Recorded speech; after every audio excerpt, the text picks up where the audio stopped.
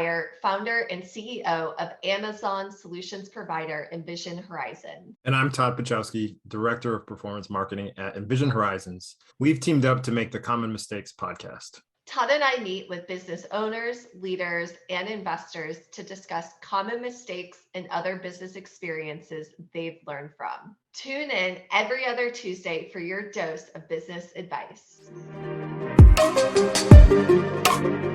Hello, and welcome to another episode of Common Mistakes, where we discuss mistakes we've made, we've seen, so you don't have to learn the hard way.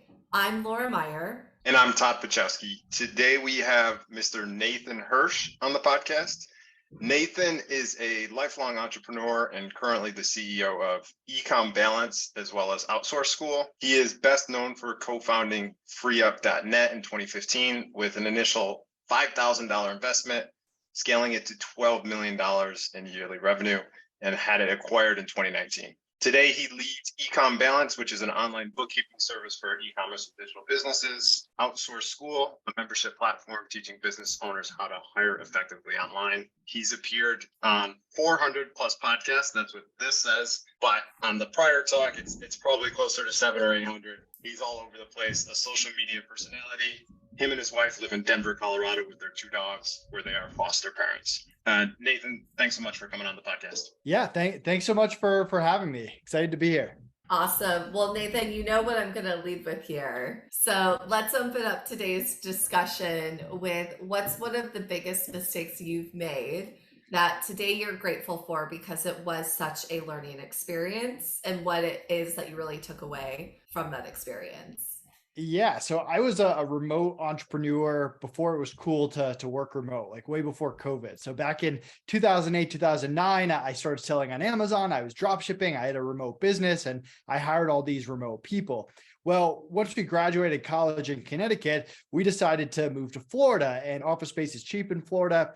And we got an office. We ended up upgrading to an even bigger office. And we took all these remote people that were very happy remote and forced them to move and come into the office with us. And we paid relocating costs. And then on top of that, we felt like we created a 9-to-5 job for ourselves because we had to wake up, my business partners and I, and drive to the office every single day. Then with the office, we made bad decisions as well. We would hire some people outside of Home Depot to redo the floors and help with the office plans, and they didn't do a great job there. So we ended up creating an environment where people weren't happy because they weren't working remote anymore. We weren't happy because we kind of lost the flexibility that we had created as an entrepreneur. We had signed a lease that was way too much office space for the amount of people that we had because we were trying to be cool. And then when we went to get out of the lease, we had to pay to redo all the renovations that we had paid the first time because the people we hired didn't do it properly and weren't up to spec. So that was kind of our lesson into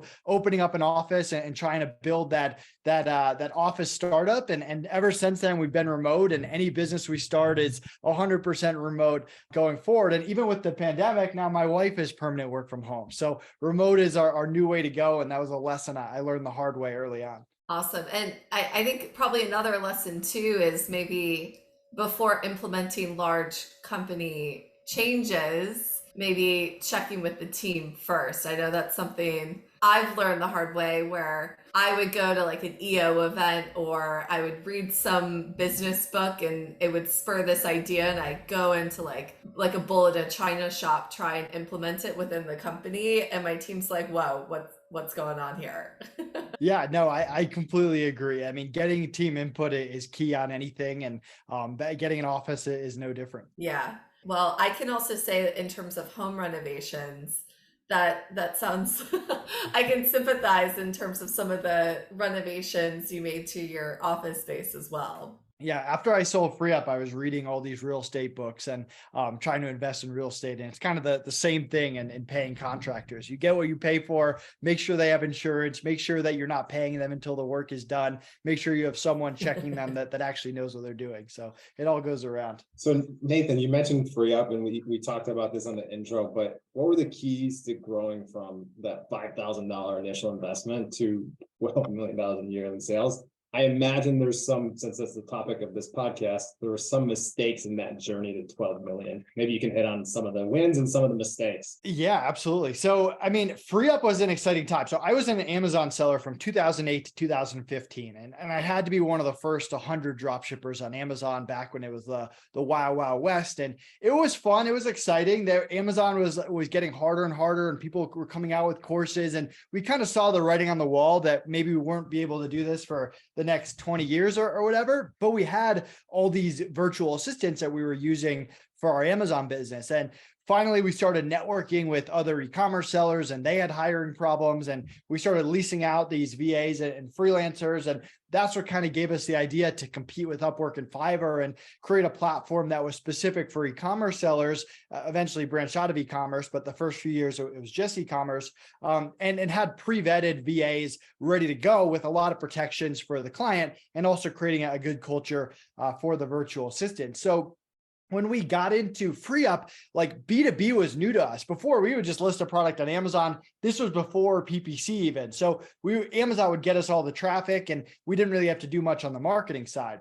Well, starting Free Up, we had to have a website. We had to learn SEO. We had to build partnerships with other people in the space and learn how to get on podcasts or get in front of people. So we kind of created our marketing blueprint where we went to every single person in the space. If you had an e-commerce software, if you had an e-commerce Facebook group, if you were an e-commerce coach, we would reach out to you and we would follow up and not be annoying, but be persistent and try to work with you. And we ended up working with a lot of different people in the space.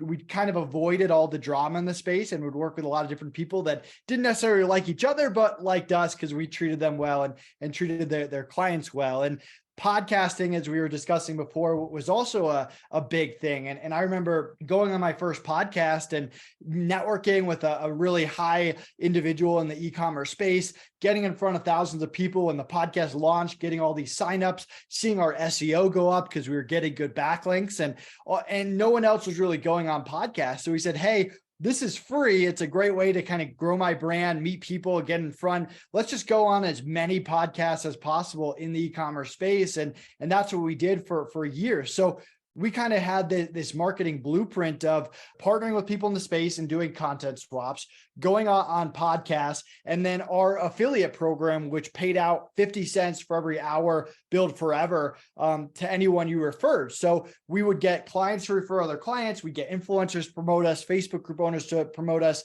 podcast hosts. And that was kind of our blueprint to go out there. And we really grew it organically. We never really spent money on paid ads outside of some Google retargeting for the 4 years that we're there. Feel free to jump in before I talk about the biggest mistake. I would just add that you were a marketing master. Like, I obviously heard of Free Up at that time, and over the years continued to hear from Free Up through different means, whether it was podcasting or newsletters. So I think you did that wonderfully, and it's a testament to the growth that you saw. Yeah, I appreciate it. It's kind of our hashtag is like be everywhere, and you try to do like trial and error. You try lots of different things, and the things that work, you double down on and do it more. And the things that don't work, you pull back on. And that's kind of how we got into marketing. And even social media, like I post on LinkedIn and Facebook pretty consistently, but there's no like 2-year plan or anything. It's just consistency not over quality, but consistency is the most important thing. Like if you're doing it every single day, you're going to slowly learn like what's good content, what people are engaged to, and what you don't. And that was kind of how we went about it in Free Up. Biggest mistakes. I mean, there were a ton. So we built our own software, right? And so I'm a big proponent of minimum viable product, where we get the product out there as quickly as possible, doing the absolute bare minimum. So in our case, clients could create an account, freelancers could create an account, the clients could see the freelancer on their account, and the freelancers could log time. And that was it. That's the only thing that the software did. And so we would get requests via text, email, Slack, Skype, and we would fill these requests, add a freelancer to the client's account on the back end once they hired them. And all the billing was like very manual, and the portal kind of did its very basic thing. Over time, we added features. We added a ticketing system where clients would put the request in through the portal. Hey, I need a Amazon lister, a PPC expert, whatever it is. We would match them. They would have profiles. You could leave reviews, stuff like that. And all the billing was through the portal too. So if your freelancer was $10 an hour, you could see they billed you 5 hours, and it would all kind of go every single week because we billed weekly. Well, we didn't back up this software. So one day we were billing one week and all of our data goes away. The server goes down for an hour. We lose all our data, and client billing day is coming up in like the next 24, 48 hours. And at that point we had hundreds of freelancers billing hours, and we were going to have to go to all of them and ask them to like re-input all their hours for the week. A lot of people didn't necessarily remember how much they worked that week because they were just stopping and starting. And it was this whole thing going back and forth on the best strategy. We had an internal team in FreeUp, and one of the members of our internal team had the tab open in the software before the server had disconnected. So all the billed hours were on their screen and their screen only. And if they had hit refresh, all those hours would have been gone. So we ended up, this was incredibly lucky. We ended up having him take screenshots of every single freelancer's hours, and then we manually put it in. And we worked all day on a Saturday to just re-get this back up. Had our billing day, luckily it worked out, and then immediately put in like multiple backups in our software, both weekly, daily, and hourly going forward to prevent that from ever happening again. But just a quick entrepreneurial lesson right there. Well, I will say we've gone through our own billing overhaul, and it's one of those things where I think as marketers, when we're so focused on customer acquisition, we forget, or at least sometimes even want to ignore, some of the admin pieces of business because it's not exciting, it's not sexy, and it's not growth, but it's what helps keep the lights on. Yeah, I mean, there's so many things like that you don't even think of, whether it's like hiring people and retaining people, or it's like the billing that we talked about, or even just like SOPs. And my favorite part of any SOP we put into place is like, what are the red flags? What are the do not do's for any reason? And making sure everyone on your team is well aware of them so that they don't happen. And even when you like solve problems, again, my favorite step that we try to preach is don't just solve the problem, put steps in place so that exact problem never happens again, so we don't have to deal with it. And I think that's one of the things entrepreneurs learn over time. Yeah, you don't want to have to learn the hard way more than once. Exactly. Well, let's transition a little bit more into the business that you're running now, which is EcomBalance. So maybe if you could tell us a little bit more about what your new business is doing, and then I'd love to get into some financial mistakes you've seen, because with all the layoffs and things that are happening right now, I think that's a hot topic, and how brands can be better prepared for economic turbulence. Yeah, and we can actually start it with mistakes. So, I mean, when I was an Amazon seller, QuickBooks and bookkeeping was all new to us. I mean, I remember meeting with an accountant, and he was like, you should probably pay taxes. And I was like, all right, that makes sense. And so I hired an accountant, but the accountant needed books to be passed over to him in order to file the taxes. So my first hire was actually my business partner, Connor, as an employee in college. He was in my business law class, and his job was taking credit card stacks that were like this big of statements and entering them into QuickBooks. It was the worst job ever. Neither of us were very good at it. So what ended up happening was we would spend hours and hours and hours entering all this data into QuickBooks, and then it wouldn't be right. And then we'd have to pay someone else to just redo it anyway. And then we got to the point where we said, hey, let's not do bookkeeping at all. We'll just dump it on a bookkeeper at the end of the year and just pay a one-time fixed price that was huge at the end. And we realized we couldn't make decisions based on real numbers. We had no idea how much we were making or losing or anything. And then we switched it to quarterly. And again, we realized that wasn't enough. We had to make decisions every single month. And so we went to a monthly bookkeeping process. So what we tried to replicate is what our final process was for our Amazon business and also for FreeUp, because one of the best decisions we ever made in FreeUp was hiring a bookkeeper from day one before we were even profitable, and creating a process where the month would end within 10 to 15 days of the month being over. We'd get an income statement, balance sheet, cash flow. And then we had a meeting on our calendar every single month. We've been doing this meeting for 6+ years now, where we review the documents together. And that's where we make decisions for the company. Do we hire more people? Do we increase marketing? Do we pull back on something? Do we have an unprofitable service, an unprofitable product that we want to get rid of? And so that's what we've tried to create with EcomBalance. So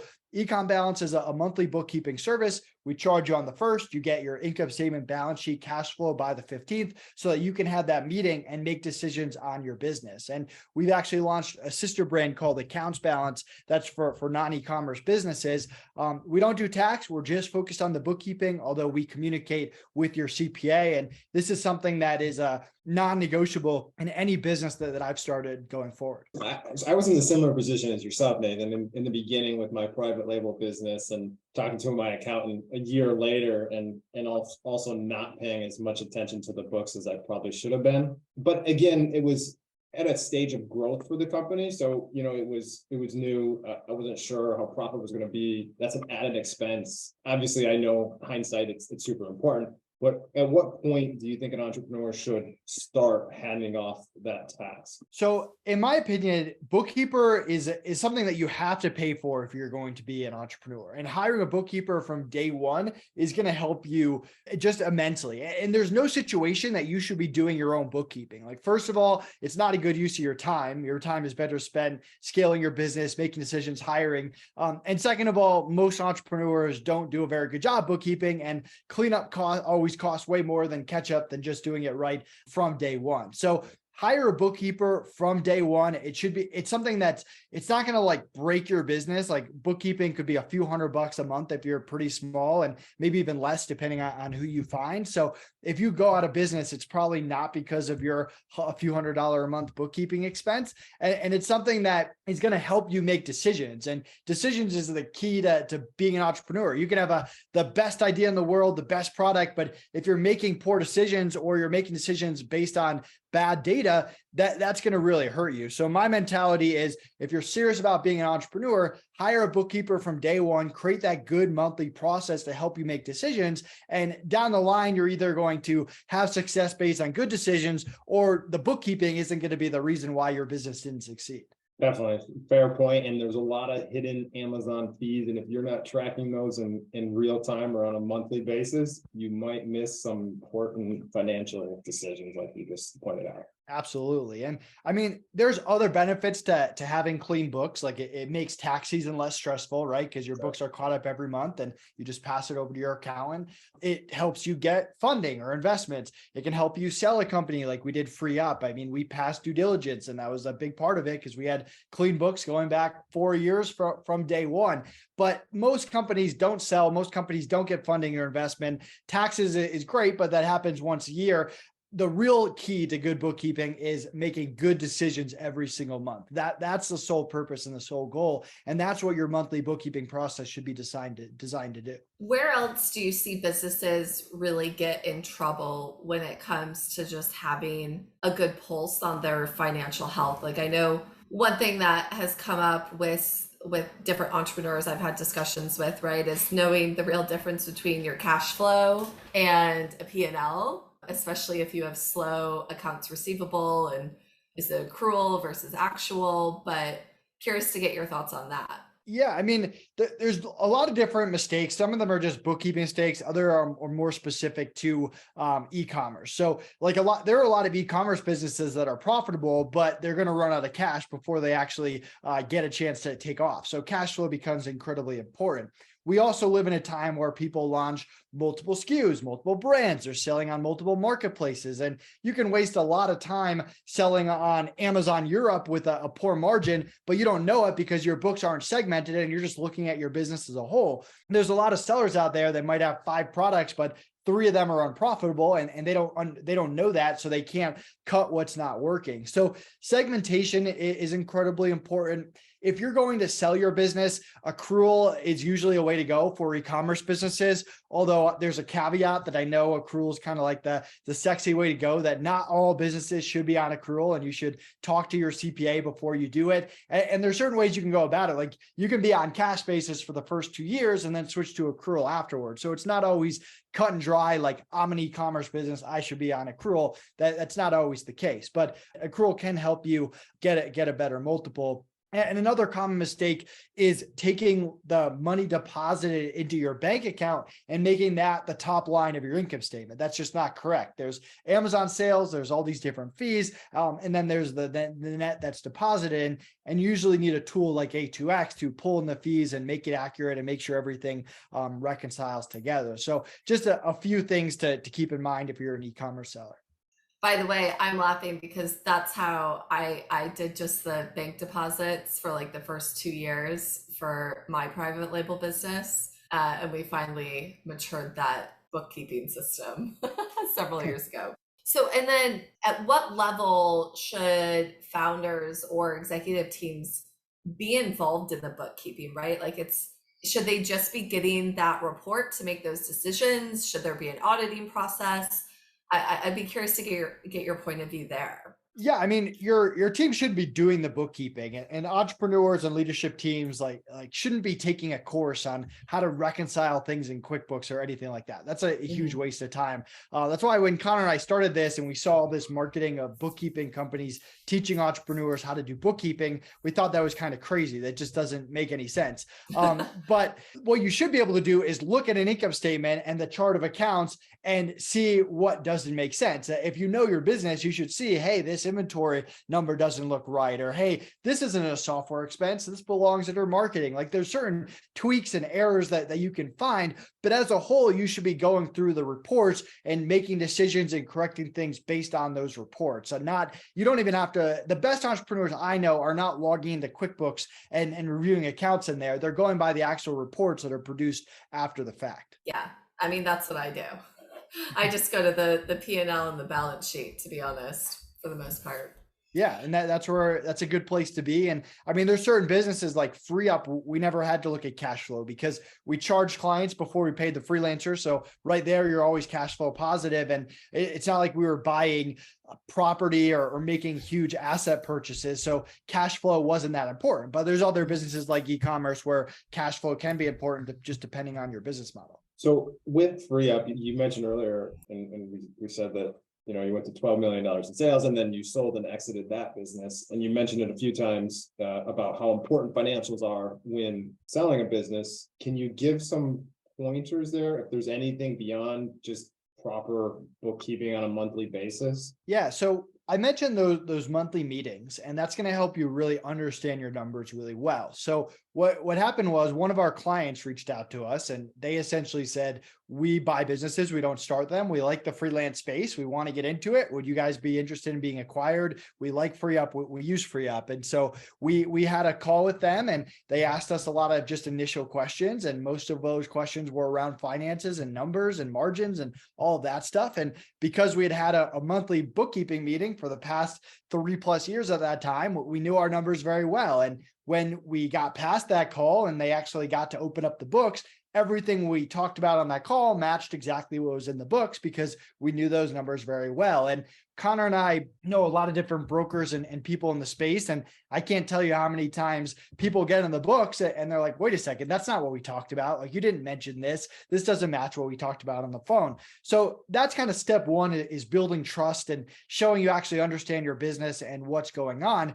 One of the best advice that I got was to do due diligence on the buyer just as much as they're doing due diligence on us. So we wanted to make sure that we were selling it to good people that have the same values as us. Not only did we not want to end up in court or in a lawsuit down the line, but we also wanted to make sure that they were going to take care of our clients and our reputation, take care of our internal team, take care of the freelancers on the platform and honor their word, and obviously pay us every penny that we're owed. So we wanted to know everything about them, what business they bought, their successes, their failures, their plans for the company, how they were going to finance it, every possible thing about them. And as they were sending over 20 questions a day, it felt like we were sending back 20 questions right back at them to learn about them. And we realized we were selling it to really good people, and we couldn't be happier to the people we sold it with. And they honored their word that they treated our team well and all of that. And we're still in contact with them, that they've helped us promote EcomBalance and all that, just to be nice. Now, due diligence was really long. It took us 6 months from the point of that initial call to when we actually signed the paper and got wired the money. That was the most stressful 6 months of my life. Like every day you're waking up, you're saying, hey, is there a new issue that popping up? Is the deal going to fall through? Is the deal going to finally go through today? And we've finished everything. Meanwhile, you're also trying to run your company and keep it going, because you have to have the mentality that this deal is going to fall through, because if you don't do that, then you might not have a good company to go back to afterwards. So you got to keep it going, keep up with the marketing and all of that. And all of that took 6 months, even with immaculate books. There was no issues with our books. We didn't need to get anything redone, and the process was still really long. So imagine trying to go through that with messy books, or having to hire a bookkeeping company to take 60 days, 90 days, whatever it is, to go back years and redo everything or switch everything to accrual or whatever it is. So that was kind of my experience there. And I'm obviously really happy that we had good books. And even to the end, like, you can do all the due diligence that you want, but you're still kind of crossing your fingers that when you sign the dotted line and hoping that it all goes to plan. And luckily in our situation, it didn't, and we couldn't have been happier with the decision. Yeah, that's amazing. Could you just touch on real quick? FreeUp's a very different business than, say, an FBA business. Obviously, the hype surrounding the sale of FBA businesses has died down over the last year or so. But is there anything different that you would highlight in terms of selling or bookkeeping for a FBA business? Yeah, I mean, we were on cash basis instead of accrual. There was really no reason for us to be on accrual, because we got paid and paid freelancers within a 7-day period at all times. And there's no inventory purchases or anything. Joe Valley, who's an expert in the space, strongly recommends accrual if you're going to sell your business. And it's something that you can, like, if you're an accrual based bookkeeping, you can easily toggle between cash and accrual. If you're just cash, you can't go the other way around. So accrual is a big part of it. Obviously, knowing your multiples. Most deals are not just like, here's all the money up front with no caveat and you're out. Usually there's some kind of like earn out there. So like, my advice to a buddy of mine who sold his business to an aggregator is make sure that you're good with the money, not including the earnout, especially if the earnout is tied to something, because you're not in charge of the company anymore. You don't know what good decisions or bad decisions, or even just economic environment issues that are going to come up. So we were lucky enough that we like had most of it up front, some of it through the earnout. We got paid the full earnout, every penny, and it worked out. But there's other people who wish that they had spent more time thinking about what was the guaranteed portion of that. So, I mean, these are all just good factors. My other kind of thought is, if I'm not running the company, if I'm not 100% in charge of decisions, I want to be 100% out. So we were out of there within 60 days. It was 60 days on paper, but it was really a few weeks in real life. And we were happy to answer any questions they had. And we want FreeUp to succeed. And if they had come to us now, we'd answer it like free of charge. But we wanted to be 100% out and be able to focus on other things. And I have a buddy of mine who signed on to be an employee of the company for 2 years. And I told him, I'm like, you're going to hate this, man. And like, at some point over the next 2 years, you're going to hate it. And 6 months later, he negotiated a way to get out and he couldn't stand it. So that's also just my personal take on it. I'm sure there's other people that have had way better experiences. And did you have advisors or people helping you through this process? Because this was the first company you sold, right? Like you seem to either have really good intuition or did you have people mentoring you through the process? So we never had like an official mentor. I know a lot of people in the space, so I picked their brain a lot as that was happening, people that I could trust, that I would keep it on the down low.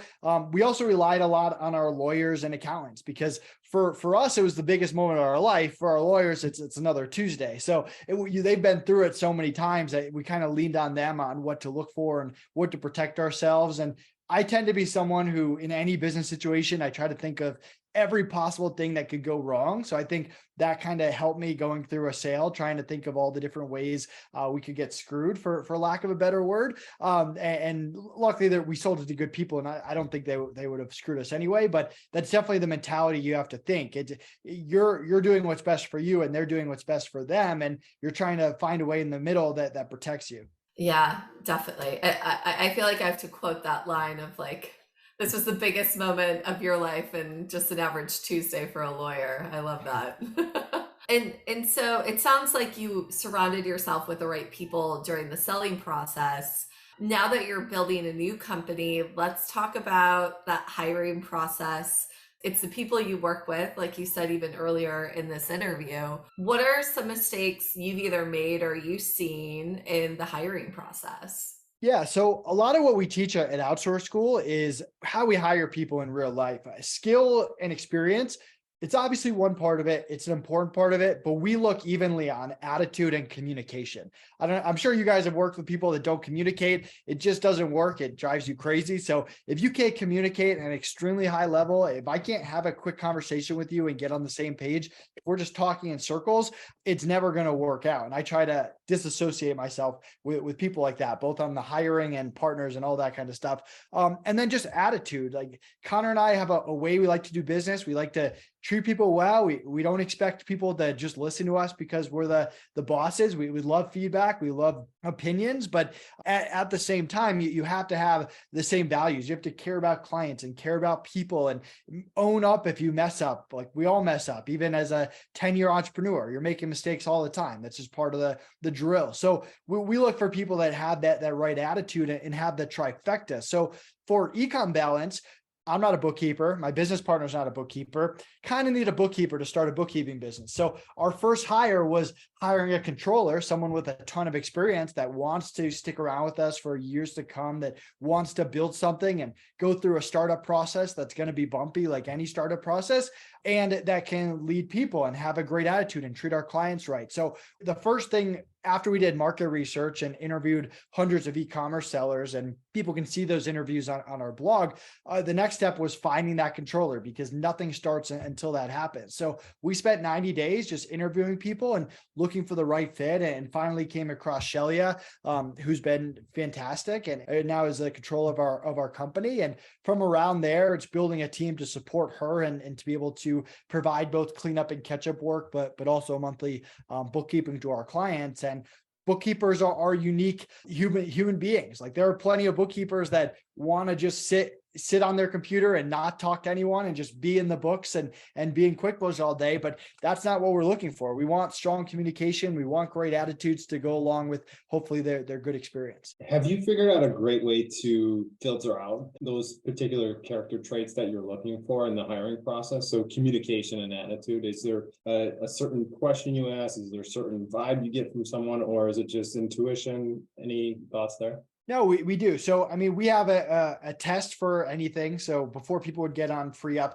if they were Amazon VA, they'd have an Amazon test. For bookkeeping, we have a bookkeeping test that we give people. So that's the skill and experience part of it. Communication is usually that back and forth via emails, and we ask different questions there and see how they communicate. And then we also do a Zoom interview with them where we're going through questions about attitude, trying to get to know them, what they care about, what they're looking for, and obviously communication, seeing how they actually respond to stuff. And I mean, do they speak English? That's very basic, but more importantly, how can they get their point across to us? How can they explain stuff to me as a non-bookkeeper? So we have our exact interview and onboarding process in Outsource School that you can just plug into your business for hiring people, but it's all around how do we find that trifecta of skill, attitude, and communication. Amazing. We'll have to go check that out. When it comes to hiring online, what is the difference between a follower, a doer, and an expert? Yeah. So whenever you're hiring for something, that's the first question I always ask. So a lot of people, they'll hire a VA and they'll say like, go find me profitable products. And